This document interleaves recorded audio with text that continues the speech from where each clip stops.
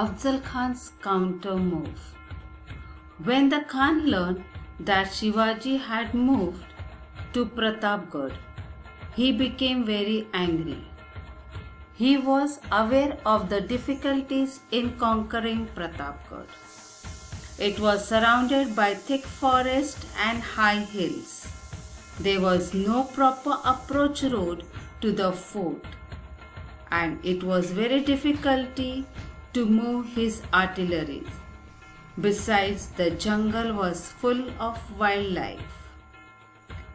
Khan made many efforts to move in the hope of bringing Shivaji down to the plains. He attacked the holy cities of Pandharpur and Tuljapur.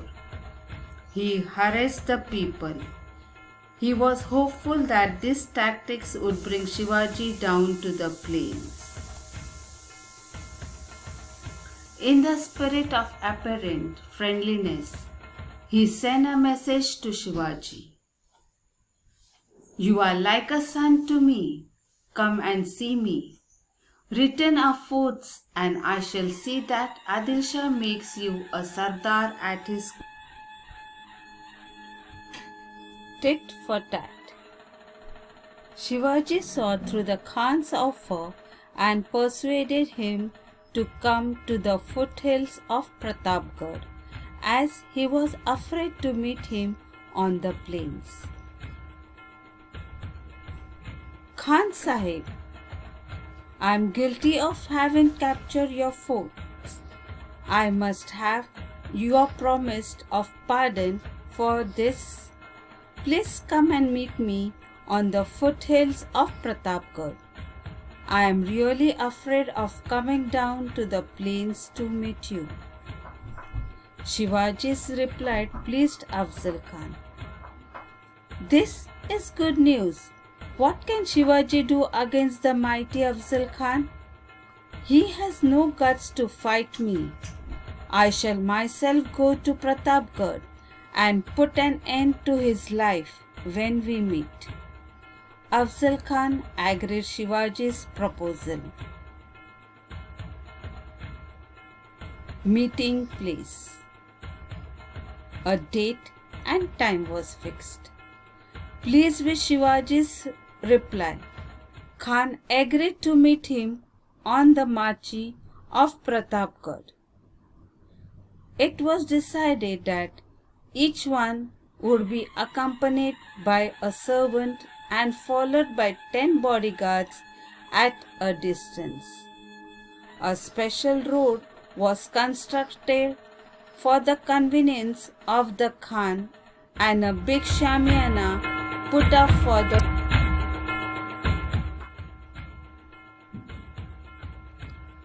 Shivaji divided his army into small units. Each unit was told where to hide and when to and how to act. The Khan's words could not be trusted. He took every measure of safety and left nothing to chance. Before the meeting, Shivaji visited Bhavani's temple in the morning and took darshan. Shivaji wore his suwar and coat of mail. He wore a kurta and a flowing robe. On his head, he placed a jari topi, means helmet, and tied a mandil around it. He fitted wagnak on his fingers and hid a bichwa inside the left sleeves and carried a danpatta in his hand. He told his Sardar that in case he was killed there, they should carry on the duties assigned to them and install Sambhaji on his gadi and follow the commands of Ma Sahib.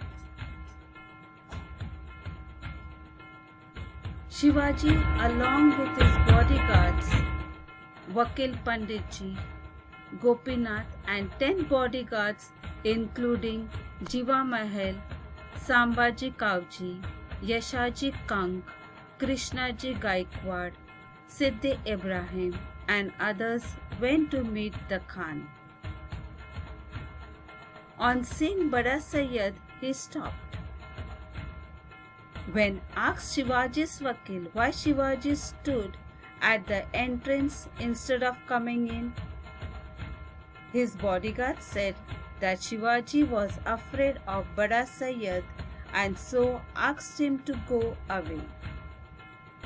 The Khan got up and said, "Come Shivaji Raje, let us embrace each other as a mark of our friendship."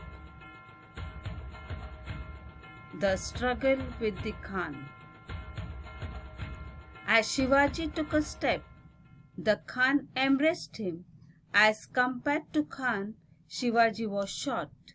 He reached the Khan's chest. Khan held Shivaji's neck in his iron grip and stabbed him with a dagger. The coat of mail saved Shivaji.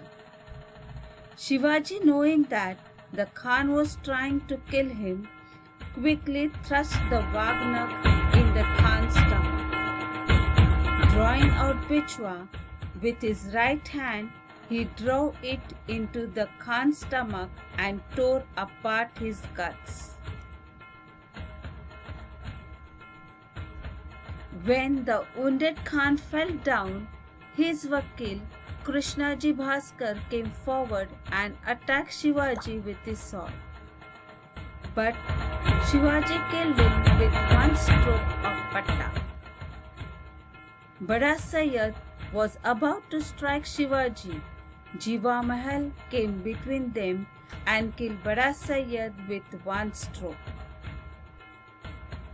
Because of Jiva, Shiva was saved, became the common saying afterwards. The rout of the Afzal Khan's army. With triumph, Shivaji went up to the fort. The gun boomed and gave the signal. Shivaji's troops came out of their hiding place and attacked the Khan's army. The Maratha troops chased them and destroyed the whole of the Khan's army.